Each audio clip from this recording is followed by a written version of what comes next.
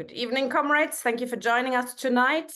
General election night. Of course, we don't know the results yet, so we're talking about the implications of the possible outcome, probable outcome of the elections and the tasks of the left, for the left. According to the polls yesterday, Labour is at 39%, not quite this 40% achieved by Corbyn in 2017. Anecdotally, though, it looks like quite the low turnout. Perhaps there's been so much talk about a landslide that people didn't bother to go voting.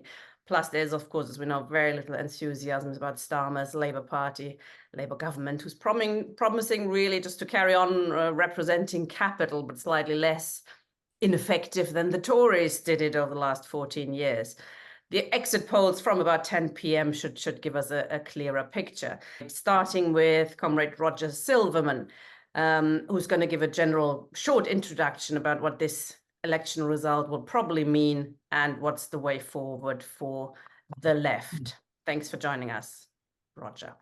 Okay, hi, comrades.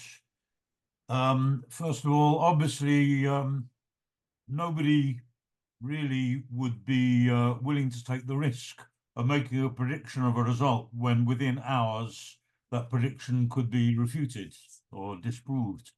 Nevertheless, I think we can assume, as Tina said, that there will be a Labour majority, probably a big Labour majority on a low turnout. And in other words, yes, a big victory may be in terms of seats for Labour, but no big victory otherwise. Why? Because if we, again, as Tina said, if we compare the total vote in this election with the votes in 2019, which was quite a low vote, but in 2017 was actually almost a record vote for Labour. I think we can safely say that Starmer is unlikely to be able to accumulate a bigger score in terms of votes than Corbyn did. And particularly it's a case that might be a big majority in seats. But when you compare the Tory party and the Reform Party votes put together, because in effect there has been a split in the Tory party. If you look at the opinion polls, in some of them, Tory plus Reform were neck and neck with Labour. So in other words, if that split in the Tory party or in the support for the Tory party had not taken place, then it would be doubtful whether Starmer could achieve a victory at all. But anyway, certainly nothing like so spectacular as is likely to be the case this time, because there's been a realignment in the Tory party. We look, for instance, at Braverman, who's already making approaches to the Reform Party, and that's only the tip of the iceberg. There's obviously much more going on under the surface that we've seen already. The split in the Tory party has already gone a long way. Johnson purged the old patrician establishment kind of tradition of the Conservative Party. He purged the Clark-Heseltine wing and really took the ruthless measures that he needed to do in order to take control of party policy that Corbyn quite conspicuously failed to do in terms of the Labour Party. So what we could be seeing now is a kind of end of centuries of the Tory party. They always boasted the Tory party was the oldest party in the world or the most successful political party in the world and so on. But I think what we're seeing now is that Tory party is over. It's clear that there's going to be a realignment. There's going to be either there'll be a coalition of the Tories with Reform Party, or probably a fusion of the two parties, because why not? Politically, there is really no difference between them. So, in other words, what we're going to see is the end of the Tory party, the end of the old established traditional Tory party. but it will also be the end of the Labour Party too, because I think we can say that with the victory of Labour in this election under Starmer, I think we could almost say it reminds us of that famous quote from Dangerfield's book on the Liberal Party, the strange death of liberal England, when he talked about the 1910 election victory, which was a spectacular victory for the Liberal Party, and he said from that victory they never recovered. And I think we can say it could well be the same thing in terms of the Labour Party, from the point of view of the fact that the Labour Party has lost any kind of element that it ever had before of being a party of protest or a party of resistance or a party of opposition or a party of the working class and so on. And therefore, what will its role be? If the ruling class is turning towards the right, then it will be supporting a Johnson Farage administration and will have no time left for Starmer, who will have done his job as far as they were concerned in destroying the left, than in destroying the traditions of Labour in the past. So actually, the problem is that we have no serious left alternative in the Labour Party or in society generally. We've got Corbyn, etc., who, for all the fact that we love him, nevertheless, it's pathetic because he's got no political stance or no political banner whatsoever.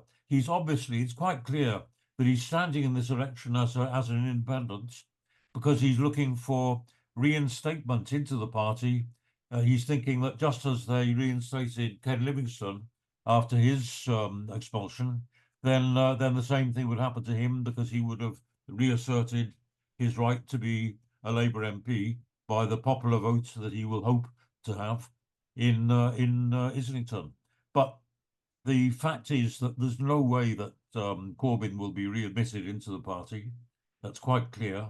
And there is just no. If you look at the other left alternatives in the House of Commons and so on, well, I mean, McDonnell and the campaign group, there is not a squeak out of them. There is absolutely no sign of any kind of even token protest vote or expression of criticism in any way of the leadership. There's no left in the Labour Party, so to speak. At the same time, outside the Labour Party, there's nothing spectacular whatsoever. It's all pretty miserable and pretty pathetic.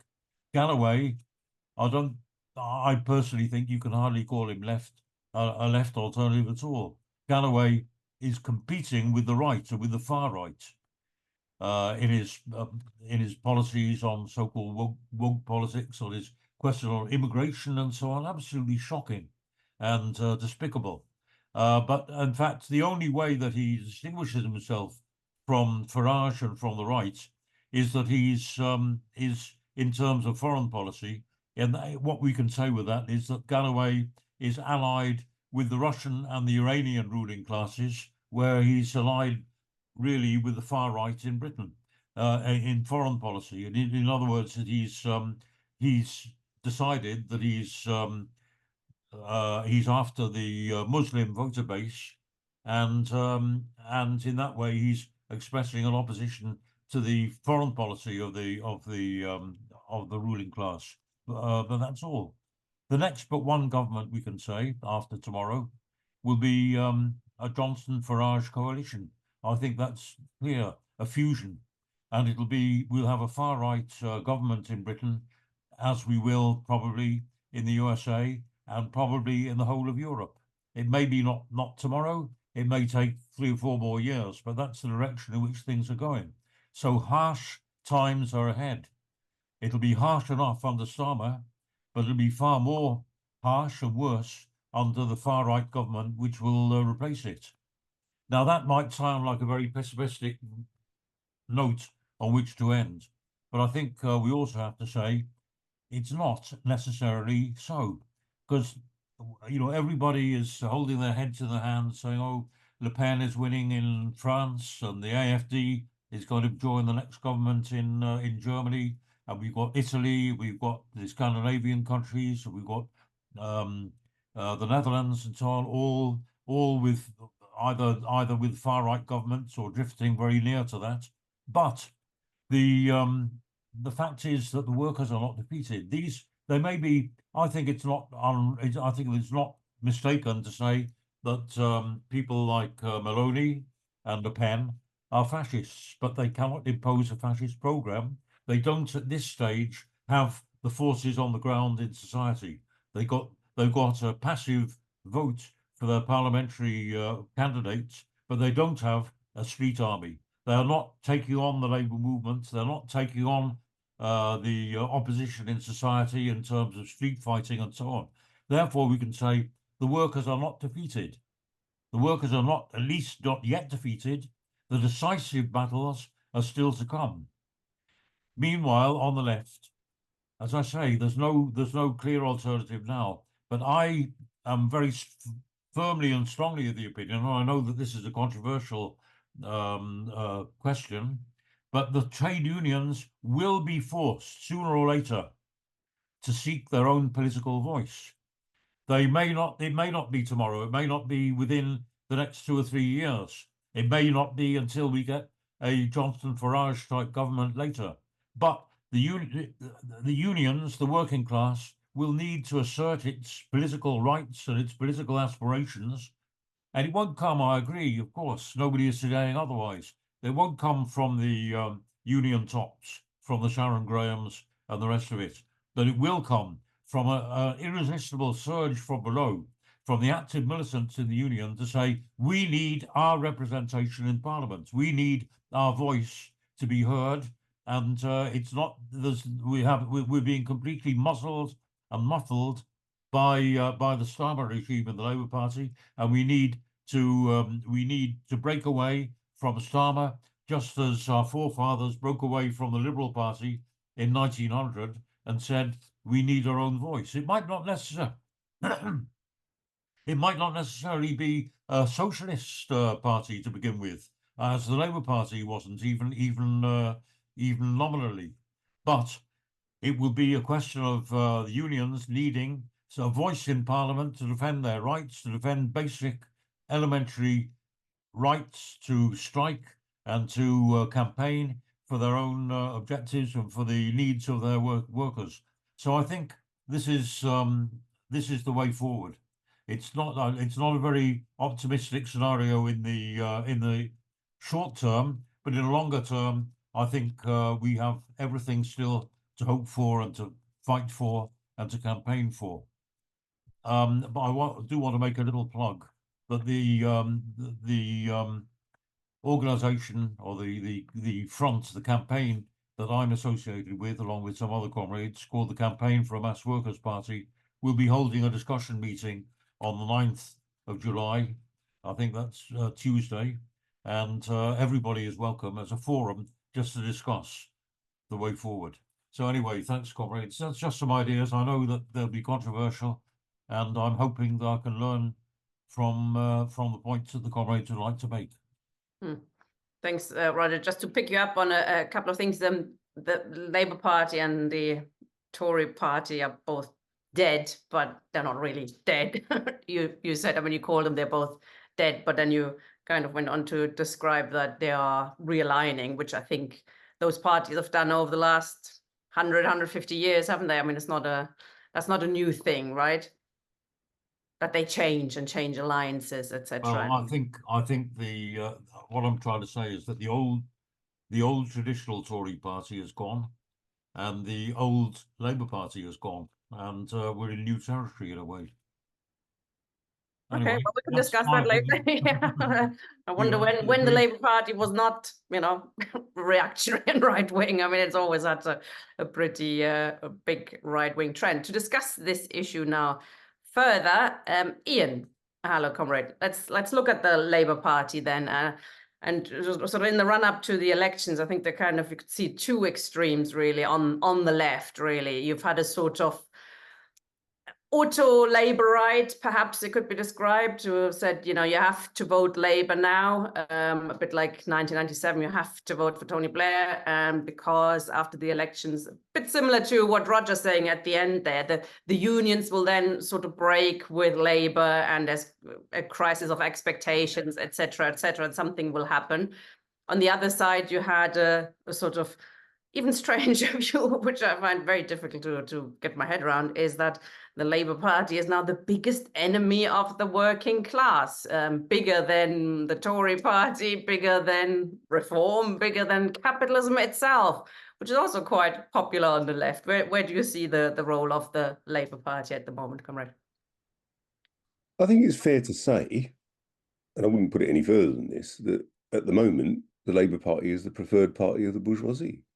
And it's not the first time. I mean, when Tony Blair was elected, the Financial Times, the house journal of the bourgeoisie, called for a Labour victory then. And if you look at the Financial Times today, whilst it doesn't openly call for a vote for Labour, there's quite clear prescriptions on the part of the Financial Times for things that it would like a Labour government to do. Rejoin the European Union, for example, create the conditions for that to take place. So, while I mean, the enemy of the working class is the bourgeoisie, and the fact that the bourgeoisie at the moment is prepared to support the Labour Party is because of the very nature of the Conservative Party. But there's something else. And it's we're still living with the reverberations of the collapse of the Soviet Union. The coming into being really of social democracy, of social democratic parties that would administer capitalism in a way which is, in a sense, takes the rough edges off of capitalism, as we saw in the period after the Second World War, is really that period where social democracy had its strength. So, concessions made to the working class, such as an NHS, a welfare state, council housing, and all those things, were in part a response to the possibility that there was an alternative. Where we don't see the possibility of an alternative, what we're left with is naked class struggle. Who is best placed to wage that naked class struggle? I mean, the Conservative Party has obviously formed. It will engage in naked class struggle against working people. But who does it really represent now? It clearly doesn't represent all sections of the bourgeoisie. The fractures in the bourgeoisie itself has led to its expression within the collapse of the Conservative Party. So what we're left with then is a Labour Party that will do that will serve the interests of the bourgeoisie. But of course, it can't do that without some degree of credibility. It can't do that without some degree of relationship. I mean, that's how it's worked in the past, where it's been prepared to marshal the working class behind the interests of capital. Can it continue to do that, or will the social relations that we see become so transparent that actually workers have no choice but to fight back? And that means not just within the trade unions, but transforming the trade unions. I don't believe for one moment that West Streeting is going to make any concessions, for example, to the junior doctors or any other group of health workers. I don't believe that any serious group of Labour MPs will do anything about trying to turn back any of the anti-union legislation that has been enacted by both Tory and Labour administrations. So, whilst I'm not saying that the Labour Party is the problem, I'm saying that the Labour Party at the moment is the preferred party of the bourgeoisie, and the working class has no choice but to fight. But in the words of Harold Macmillan, events, dear boy, events. And there are other things going on in the world. Whether the movement to war continues to be inexorable is a good question, isn't it? We can see the war in Ukraine is going to be dragging on for some considerable time to come. Will that mean at some point Ukraine will come to a settlement with Russia, which will almost certainly mean that Russia will keep any gains it has?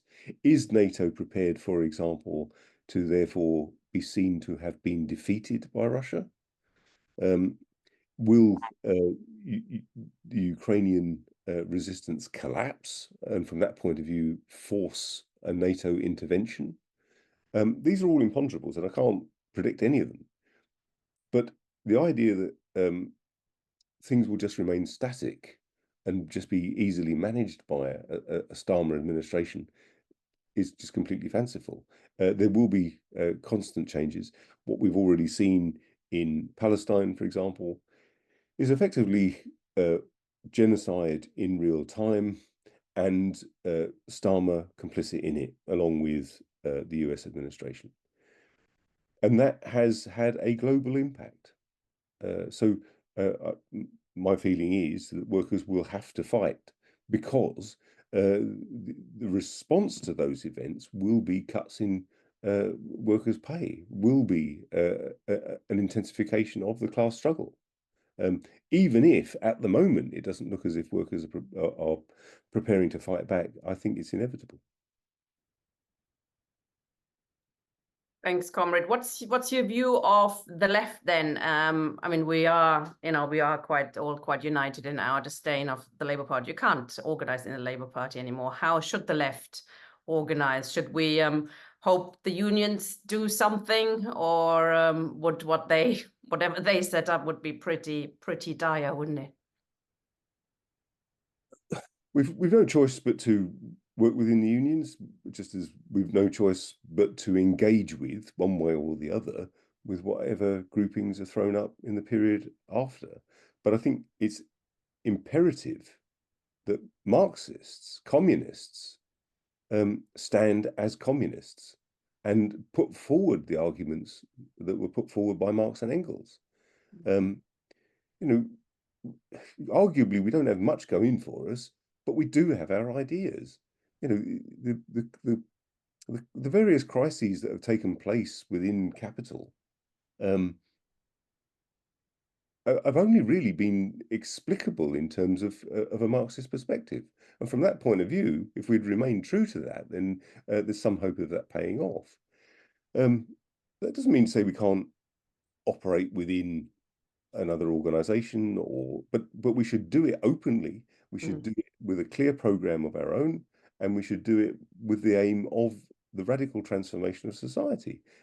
Anything else, any other kind of sordid compromise, or anything else on the basis of a Labour Party 2.0 is not only doomed to failure, it'll be another decade wasted.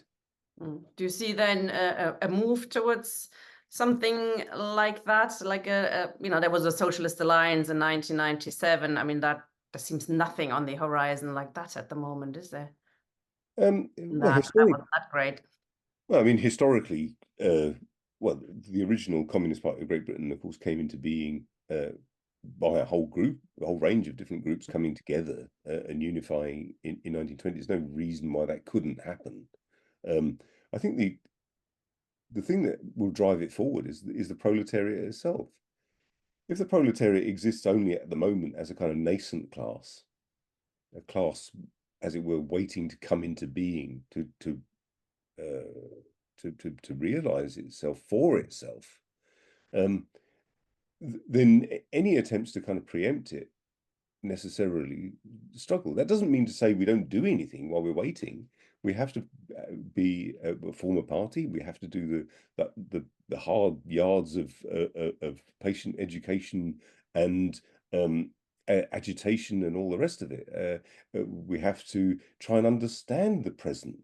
The numbers of people who are prepared to actually sit down and do the work of understanding contemporary political economy, for example, all of which is necessary to understand what we do in the future, to prepare ourselves. I mean, people are very fond of talking about learning the lessons of history. I mean, having a party that's prepared and ready to take on that challenge is going to be the crucial thing. And again, it won't happen in a kind of Labour Party 2.0. Even if what you can end up with is just simply people chasing an electoral chimera in the hope of getting a few seats here or there. Absolutely fine to stand, but one has to stand in a principled way and argue for communism, not argue for state socialism or municipal socialism or some kind of nationalization of the top 200 companies or some silly formulation of that nature. The fact is that working class has to take power, and it has to take power not just take control of the state or take control of the street, but actually has to seize control of its own means of production. It is about the common ownership of the means of production, not the state ownership. And naturally, our state, the state that we will need to keep the old ruling class under control, will be something that will be forged in revolution, but it will have to play a full role. But it can't be just about letting the state do it for us, as it were. That's been the historic folly of the Labour Party. Absolutely. Thanks, Ian. Comrades, if you have any questions or disagreements, even better, ask them after our last speaker, Matthew, who's going to take a look at what's going on in the US specifically, because that will also have major implications on what's happening in Britain. Thanks, Matthew.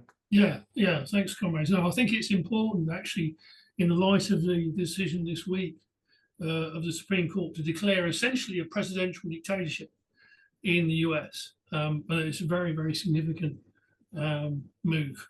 I think there's, you can go back over a whole period in these terms in understanding, what the move in the US. I think it's particularly important, of course, because the US is the global hegemon. It actually controls, the operation of the imperial system and capital across much of the world. And so, I mean, what happens in the US is actually then reflected in the rest of the world. And the fact that the US ruling class is moving rapidly against, even the sort of forms or appearance of democracy is incredibly important to everybody. It should be seen as that. And the thing is, in these terms, you can look at it. I mean, very briefly, I think there's the importance of this is to look at there's three decisions of the Supreme Court in recent times which are extremely important. I think the other thing, of course, is that the ruling class has moved away from politics. I mean, in terms of openly use of the political machine towards the use of the courts, because obviously that can be done without any issue, and could be done as a form of autocracy and so on. And therefore the use of the court, particularly the Supreme Court, has been increasingly important in terms of the running of the state itself. And you can go back over decades in these terms, and things like obviously the handing over the presidency to Bush Jr. and so on, which was a complete fix. Again, abrogating democracy. But I think, as I say, the three important ones recently, of course. First of all, a thing called Citizens United in 2010, which effectively what that did was to openly allow the ruling class to buy elections and to buy all the political representatives, or supposed political representatives, because what it did is it lifted all limits in terms of money being pumped into any election that people fancied being involved in. So therefore the ruling class could seize control of the entire process. And so you can track, the elected representatives, nationally elected representatives in the US are generally dependent on their donors, and you can track them. Say, for instance, Marco Rubio, people may have heard of in Florida, his entire political career is based on being financed by Florida's largest car dealer. These people are owned nakedly, and that is, where we're at. And you can see the thing is, if you look at the crisis at the moment over Biden, the fact, will he or won't he stand in November? And the people who make the decision, actually, of course, will be his donors. The people who say, well, we give you money or not give you money. And those people will make the decision as to whether or not he stands. And that's how the fight is at the moment. It's nothing to do with any form of function of the Democratic Party. It's actually to do with his donors. So Citizens United in that terms is extremely important. The second one, of course, also, of course, what you're seeing is a conversion of the Supreme Court, the packing of it with effectively people who are right-wing maniacs, unhinged in many cases, who are corrupt, deeply corrupt. And you can look at, there's been exposure, of course, in Politico in particular, the publication Politico, of all the bribes that have been given, particularly to Clarence Thomas and Samuel Alito. These people just accept money, and basically say, well, there's no limit to what money and so on and so forth that we can accept, because there's no way we're appointed for life and we don't give a shit. So in those terms, you can produce this incredibly reactionary majority on the court, which can do what it wants, and essentially changing the nature of the actual system itself. The second decision, I think, which is important, is obviously Dobb recently, which 2021, I think, which is the decision to abolish the right to abortion, which have been held for 50 years. And essentially is a misogynist attack on all the rights of women in the US, because opening from that is then a whole series of other things, like the right to contraception, the control of your own body and all this sort of thing, and these people are desperate to push forward that misogynist attack on the majority of the population, which is incredible. The third one is the one that was just been enacted, which is the case Trump v. the US, basically to say, does the president have immunity for his acts? Now, of course, historically, if you go back to the actual Constitution as it was written in the 18th century, of course, they specifically said, no, this is not the case. Obviously, the president is no different to anybody else. They stand before the law as anybody else does, and all this sort of thing. We're against kinship and any of this other stuff, because obviously we want a democracy, and we want to be rid of autocracies of all sorts. Now, what the court has just done is to say, okay, well, yes, the president is immune for everything they do as president. There's no real limit, and that includes, of course, killings, which is not. It's not unprecedented, obviously. Obama's, for instance, efforts to kill people with drones, which of course is in itself actually in US law illegal. Assassination in US law is illegal. However, of course, they never bothered enforcing that one either. But he did actually kill a US citizen, because obviously, the citizens of the rest of the world don't really count in this, but the US citizens are important. So he did kill a guy called Al-Awlaki by drone. And of course, there was no repercussions of that. Trump himself actually, of course, carried out an assassination. Guy you may have seen this case of a guy called Michael Raynell, who was an anti-fascist in Portland. And essentially, they said, well, they said to the cops, right, go and kill this guy. And they did. Okay, the cops kill a lot of people in the US, but actually, the president say you go and kill that guy, is a different thing.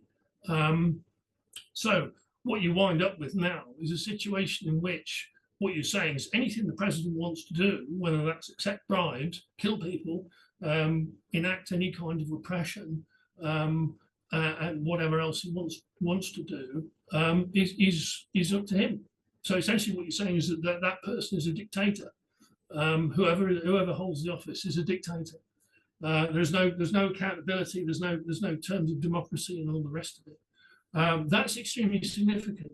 It changes the nature of the system, and we move towards away from any kind of democracy or accountability and all this, the checks on the system, and towards obviously Bonapartism, a form of Bonapartism and state, And okay, people can argue, and rightly, obviously, that the US has been enacting, mass killings in large sections of the world, and it was, of course, Johnson in the 60s, of course, who said, well, that Kennedy has been, his predecessor, and Muckachum Kennedy had been running the CIA like Murder Incorporated, until he was knocked off. So these things have been going on for a long time. But the point being is it now winds up in the States, and it now winds up in a situation where, we move towards a dictatorship. That, of course, will have an effect across the rest of the world. Because clearly, obviously, the contradictions are getting to the point where the system requires to use these forms of repression and to stand above any form of accountability. And also, of course, I mean, the drive to war is extremely unpopular. There's no popularity for war. You can see it anywhere. Whether that's the Ukraine war, in which people don't want to get involved or die in that war. Whether that's the genocide in Gaza, which is universally loathed, virtually. Obviously, watching that on your phone or your computer live, the genocide. It's something that causes revulsion. But obviously, these things have to be, as far as the ruling class, these things have to be carried out. And therefore, they're required to move to a dictatorship form. And so we're going to see more of this, basically, in the rest of the world. Thank you. Thanks, Matthew. One question to you then. The Trump-Biden debate was, of course, interesting in how bad it was, and how the Democrats are now seriously worried about Trump winning again, and it does look quite likely. I mean, that was a shit show, wasn't it? That Biden is clearly not doing very well.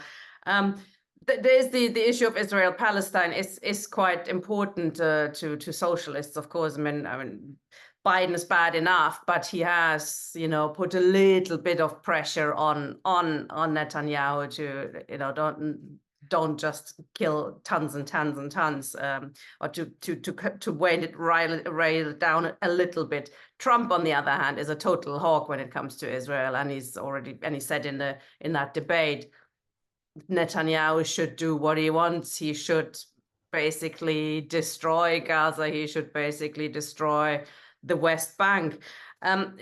And maybe is it in response to that? Do you think that Trump looks like a possible president again? That actually the situation now is that Starmer, who has, owing to pressure from below, perhaps decided to say that there should be a recognition of the Palestinian state, whatever that state's supposed to be, because if you look at the map, there is no possibility of a state of the Palestinians. But he's now delaying that again. Do you think he's reacting to that possibility that he's going to have to do deals with President Trump again? Well, the problem is that they're stuck, aren't they? Because the Israelis basically are losing. I mean, whatever. I mean, the cost is horrible, but they're losing. They can't actually win. They can't get rid of Hamas. Hamas are too well organized, and the rest of it. They carry on fighting. Obviously, the Israelis carry on trying to wipe out large sections of the population of Gaza by whatever means. Now, of course, Biden, of course, is actually equally responsible for this as Netanyahu. If you go back to the White House logs on the 8th of October, Biden telephoned Netanyahu and said, "Yeah, I will give you everything you want." And they did, and they have, and they've run this massive airlift, which runs actually through, parts of it are actually run from the use of the British bases in Cyprus.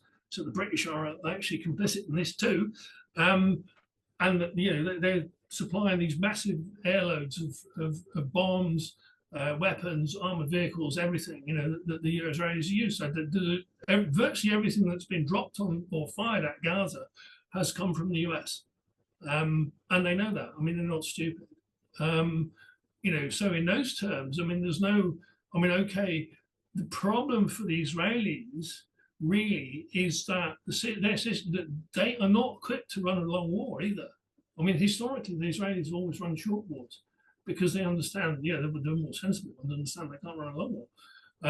So if they say, I mean, the big thing is, you know, do they go for a war against Hezbollah? I mean, obviously Hezbollah doesn't really want a war, and they have spent their time launching missiles, rockets, I should say, over the border, but they don't really want a straight up conflict. But the thing is, they can't, there's no way.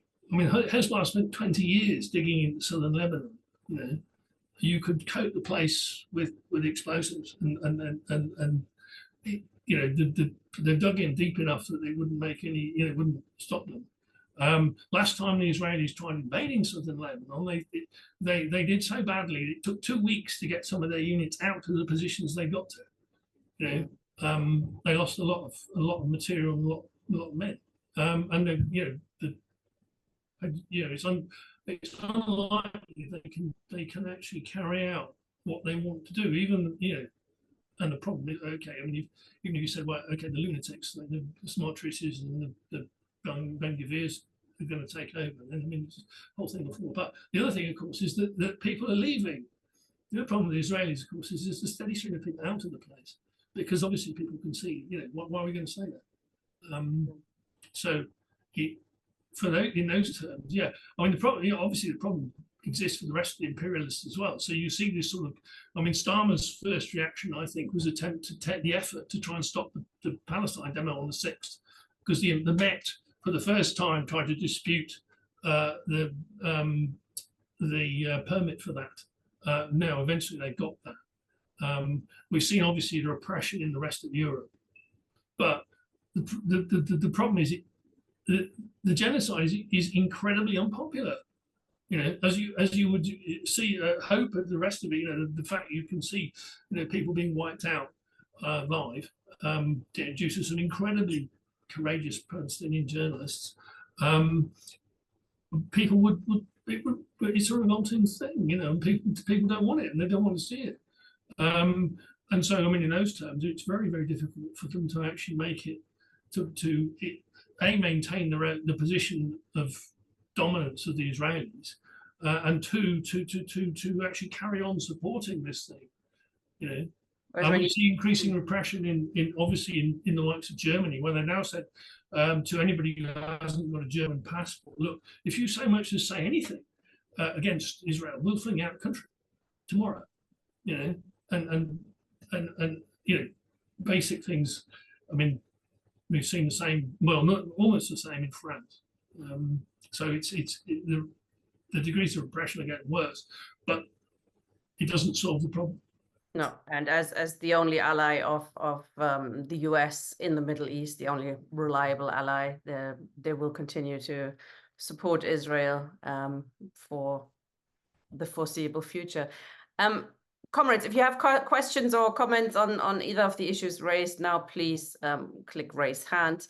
Roger wanted to come back on something, and I give Ian a chance as well, and then with Victor with his hand up. But if anybody else would like to say something before we turn to Assange, please click raise hand. Yes, thanks, Tina. First of all, I have to apologise to comrades. I have to leave soon because I'm supposed to be at the count for my constituency. I'm in the team of our exemplary candidate, I have to say, Steve Headley, who is chair of our local trades council, as well as being a former leader of the RNT, and who's actually conducted an exemplary campaign. So I have to leave in a minute, and I just want to say a couple of things. First of all, I agree with what Ian said in the chat about the reason for the decay and the decline, morally, if you like, as well as politically, of the Tory party. It is a question not just of the shift from industrial to the financial wing. I mean, what happened is there is in effect no industrial wing now left in Britain.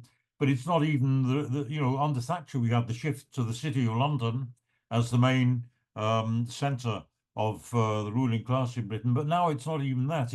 It's the absolute scum, the hedge fund managers, the speculators, the black money brigade. I mean, that it's actually criminals who are really the leading faction in the ruling class in Britain at the present time, and that accounts for the drift of the Tory party towards the xenophobic, Faragist policies that they have. And I do think we're going to see a fusion after all, it's quite a recent spirited away, but a unification of the Tories with the Farage wing. And on that basis, they've already done very well in this election. I think they may not have had a majority, but they certainly wouldn't be anything like a landslide victory for Labour, and it may not even be a landslide victory. We'll know in a few hours. But that is one point. But I wanted to say really the main points that Ian was saying. Absolutely right. Well, the Labour Party is not enough. We know that. We all are agreed. I think we're all agreed in this meeting on the need for communism, on the need for dictatorship of the proletariat, of the and all that implies. But what we're not talking about our own wishes. We're discussing perspectives. You can't operate seriously as a political force and as a revolutionary force if you don't take into account the actual perspectives as they're likely to unfold out of the social situation we're in at the present time. And I am saying, and I may be wrong. Maybe I've got the perspective wrong on this, but I believe that what we're going to see, and it's something which nobody else seems to give any attention to whatsoever, but I think we are going to see a move over the time of a Starmer government, and maybe it might be delayed a little longer under a Johnson Farage government, but that we will see a move of the trade unions to say we need a party of our own. We need a party which is going to fight for our interests, not the revolutionary policy necessarily to begin with. But the point is that they will want to form a party to represent the basic rights and the basic interests of trade unionists, which means to withdraw their labour, to bargain, collective bargaining, all the other things that come from that. That is something which is likely to happen. We may prefer that instead of that, they just bypass that and there's a mass revolutionary uprising. But I think it's more likely that it will take these kind of distorted forms on the route towards that objective. And that's the point. We have to say what is likely to happen and how we orient ourselves to the likely course of events. Now, what did Lenin say when the Labour Party was formed? Before it even adopted a nominally socialist constitution in 1918, from before that, Lenin was arguing in favour of the Labour Party achieving affiliation towards the Socialist International, towards the Second International, because when other people objected that it was not a party along, didn't have the principles of the Socialist International, that it didn't recognise the class struggle, and Lenin's aphorism in reply, something we always need to remember, is he said, no, the Labour Party may not recognise the class struggle, but the class struggle will recognise the Labour Party. And that's why we should be in favour of its affiliation to the Socialist International. And what he meant was that it would be forced by events to take a class position and and even at least nominally a socialist position. And that is what happened in 1918 under the impact of the revolutionary wave sweeping Europe at the end of the First World War, and under the impact particularly of the Russian Revolution, and under the impact of the mass movements, for instance, of the dockers to refuse to load munitions onto the Jolly George, which was the ship carrying arms to the counter-revolution in the civil war in Russia. It was on in that basis that the Labour leaders, I know what they were like, I know that they were reformists and so on, but they had to make concessions towards that surge of revolutionary feeling among the masses, and that was when they adopted Clause 4. And the point is that Lenin said to the communists there, all of whom remember the early communists in Britain in around 1920-21, and they said, no, we're not going near the Labour Party, it's a bourgeois party and all the rest of it. Something we hear very much today as well. I mean, the Labour Party has changed in any case, that's another issue. But when there is a reconstituted movement towards the creation of a new party of Labour, which is what I'm expecting to happen in the next 3-4 years, then it would be absolutely incumbent, I think, on revolutionaries to join it. Not to have illusions in it, not to support its false utopian and reformist program and all the rest of it, but in order to campaign and to win support for communist ideas. And that's all I'm saying. And I think that is a very, very optimistic prognosis. I think that's something which we can look forward to with great hope and enthusiasm. So that's it. Thanks, Roger. Ian, I'm going to take in quickly Victor and Steve, and then you can come back after them. I hope that's okay. Victor, you first. I wanted to say something blaringly obvious about the contradictory. It used to be a white, stale, mainly male, middle-aged and elderly-led major right, hard right party. I say major right, hard right because the characters that led it, Ken Clark, he liked to have some whiskey when he gave his budgets. So he slashed a few hospitals and closed them down in order to reduce the price. And from then on, they funded their tax cuts for their business pals by cutting benefits for the poor and for the sick. We had Cameron and Osborne who said we're all in it together. And then they continued the attacks on the poor and the sick in order to fund tax cuts for big business. And that is what happened when it was led by these style male whites, Clark, Hunt, Major John, George Osborne, etc. Since then, largely due to Boris Johnson, who actually is part Turkish, the Contraditive Party has had a more multiracial leadership.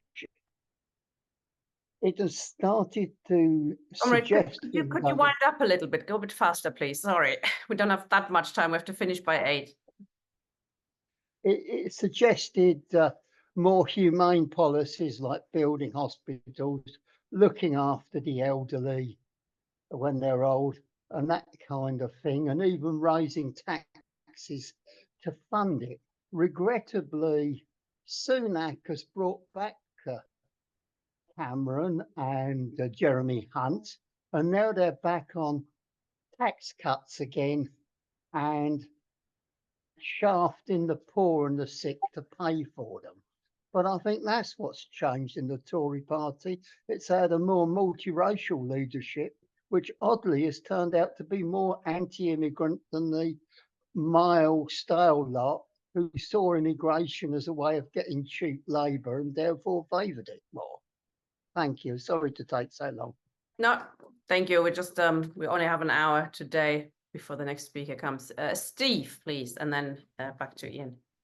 I don't think it's about the crimes and wickedness of various parties. What we should be looking at is the contradictions in the way that a society is unfolding before our eyes and see what's coming out of those contradictions, what's old and dying and what's new and emerging. That's what we need to see. Now, Matthew gave us, I mean, I didn't really rate anything that the comrade said about Britain. I wasn't really taken by that because it's still working in the frame of reference of how the Labour Party was in the 20th century, in the 21st century, or whatever, and it's still fit there. But what Matthew told us was that there was a crisis of democracy. There was a crisis of democracy in America, which was reflected in Trump winning that unexpected election victory, which nobody expected him to do, because so many people, working class people, many of them were pissed off with the way things were working out in America. And they liked his brand of nationalism. That then went on to the Trump coup, where Trump tried to overthrow an election result. And now it's gone on to this literally a constitutional crisis that Matthew outlined so well. And if you want to look at that, where is that likely to be heading? It's heading towards a civil war, I think. I mean, it's not there yet. I'm not saying it's going to happen tomorrow, but that's how the crisis of America is going to. Maybe it's like 1865 all over again. I don't know. But I think you can look at that and say, well, what's the parallel here? Because I think you can see the parallel here is that we've got a crisis of democracy here. And nobody in any of the parties I've seen, Galloway, I've looked at all their programs, none of them have discussed the crisis of democracy. They're literally the bankruptcy of the Westminster parliamentary system. And that system works differently in Northern Ireland, Scotland, Wales, and England. And nobody seems to have mentioned that. Our political system and constitution is a state of decay and literally putrefaction, because the post-war social monarchy has literally collapsed or been hollowed out under our eyes. So we've got a complete and utter bankruptcy. So we're into new territory in that sense. Something old is dying in our political system, and we don't quite know how it's going to die. The Tories look like they might have just hit death right now, but I think the Labour could also hit death soon as well. I don't think they whatever majority they get. And hello, Marcus, by the way, just as I thought. So Marcus, hi Marcus. I couldn't. As I saw you, I thought I would stop my speech to say hello to Marcus. But anyway, but with something generally get to the point. Yes. Okay. Generally get to the point. Okay. The general point is that what we're seeing now, which is new, is the beginning or the rise of English nationalism. So we've got the extreme centre, which Tariq Ali called it, the Labour and Tory extreme centre. Then we've got the rise of English nationalism.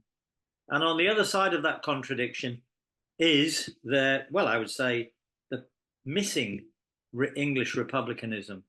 There is no idea of what a new democracy could look like in this country. Look at the programmes of the parties that have been standing. So what we've got, Tina, is a choice between a kind of left populist mass party, that's what they're looking for, and having a small communist sect that just simply, I don't know, I can see you smiling now, Tina, a small communist sect outside this, simply preaching pure communism on the outside of all of that and simply condemning the mass politics. So Roger was right in one sense, what he said, but he conceives of a mass party only as an economistic party whose programme is limited to trade unionism, more or less. Well, that's hopeless as well. The problem with the English left there, or left in England, not the English left, left in England, is all of these perspectives are completely out of kilter with where we've got to. They're all looking back to where we were before, and we've left that behind. So we need a new approach, and I think this general election will highlight some of that. The gap on the left is massive. We'll finish there, Tina, then in that case. Okay, I don't think anybody wants to build a communist sect. No, well, you wouldn't want to build a sect, Tina, if I could say that. But you might conduct those politics in a sectarian way that leads you into remaining within a small sect. Would lead you on to do that. Okay, thanks, Steve. Paul wants to say something quickly, and I think his camera doesn't work. And then bring in Ian, and then we start the second part of our session. Paul. Yeah, hi. Just on the question of the trade unions building a new party or political representation, I personally, I don't see that. I think like the particular formation of the Labour Party happened in Britain and not anywhere else, and outside of an actual movement of a mass movement of the class, I see the trade unions just negotiating here and there, and with whoever's around. I think, I don't know if it's fanciful, but I just don't see it myself. On a question of how big the Labour vote in this election is going to be, I mean, it just struck me that some of the polls have been talking about 38%, 40% I've seen. And that opens up quite an interesting talking point in terms of, that was the same as Corbyn got in 40%. And the whole point was to make it electable. And with the Tories being smashed, I wonder if we'll see the Tories fighting for PR in the next election. And a notion that, the electoral arithmetic's been messed up. and that may well lead to I don't know, the Tories bringing up stuff that we hadn't anticipated. I just wondered about, nobody's talked about the RCP campaign. It'd be interesting to see how they do they're standing against Steve Headley. And that kind of links into perhaps the question about what we're trying to do. Are we trying to sort of fight for the sort of Labour Party Mark II model, or promoting, using elections to promote Marxist politics? Thanks, Paul. Ian, you have the final word. Sum up the discussion if you like and respond to some of those issues, please. Extremely quickly, because I think it's important we get on and listen to Marcus. I just wanted to make something, make a point about race. People have talked about race, and race will be an issue not only in this campaign, but will come up again and again. And the only response to that has to be socialist internationalism and a rigorous assertion of the importance of a worldwide socialist society. And that means not getting into the numbers game. It means not playing a nationalist card, because after all, the bourgeoisie doesn't care what kind of skin you've got. It'll exploit you whoever you are, just as it doesn't really care what gender you are. Racism is not, except under certain circumstances, used by the bourgeoisie to control the population. It is from time to time, as we saw, for example, in South Africa and in the British Empire. But it isn't an official kind of part of the ruling class ideology today. But it is used, of course, by sections of the ruling class for their own nefarious purposes. But the only response to that cannot be, has to be socialist internationalism, and not to pander to it and go along with it. Okay, that's all I have to say. Didn't want to say anything about the communist sect. No. Well, as someone very happy to be aligned with the Communist Party of Great Britain, the Communist Party of Great Britain will only be really a communist party when the proletariat comes into being. And in the meantime, we're preparing ourselves. Absolutely. Thanks, Ian. It was a short discussion, and we're suffering from the situation that we don't actually know the outcome yet. We know what's probable, but we don't quite know. But there are lots of challenges for the left, and we touched on some of them. I guess we can't force the issue. We might wish for the trade unions to build a party. Some of us do. We might wish for a communist party to arise, but it is really, as Ian just said at the end, it is really up to the working class what's going to happen. Just wishing it so is not going to make it so.